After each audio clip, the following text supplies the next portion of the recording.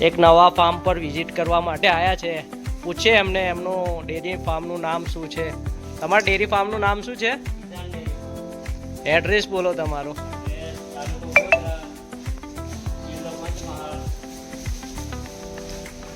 મને જણાવો આપણી જોડે કેટલી કેટલી નસલની કઈ કઈ ભેંસો રહે છે. હાજરમાં કેટલી ભેંસો છે હમણાં?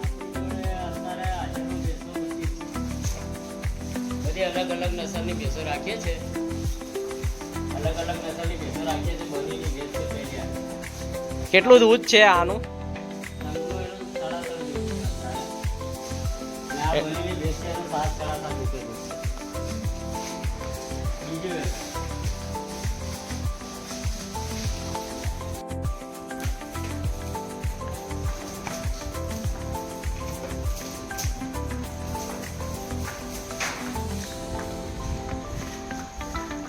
આ કઈ નસલની ભેંસ છે? કેટલું દૂધ છે? એટલે દિવસનું તમારે 11 લીટરના આરસ પર. કેટલા દિવસની વિયાણ છે એનું પારું?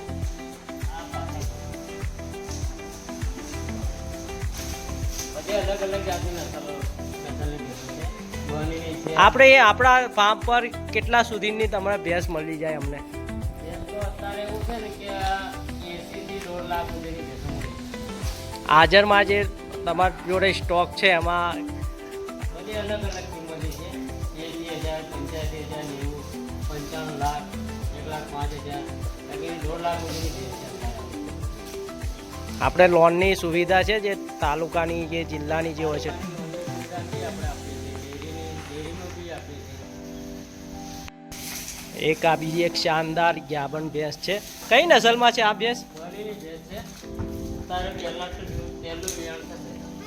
કેટલા દિવસ કાચી છે હમણાં? કાચી અત્યારે 10 દિવસ કાચી. શું કિંમતની છે આ? આ કિંમત આપણે 1,10,000 માં આપી દઈએ. શું લાગે છે કેટલું દૂધ કરશે પહેલાટમાં? તો તેલિયાતમાં 5 લીટરની આજુબાજુ કરશે. પ્યોર બંની છે ને? પિયર બની છે. હમ. તારે ગાભણ છે. વાવવાની 10 દિવસ કાચી છે. હા.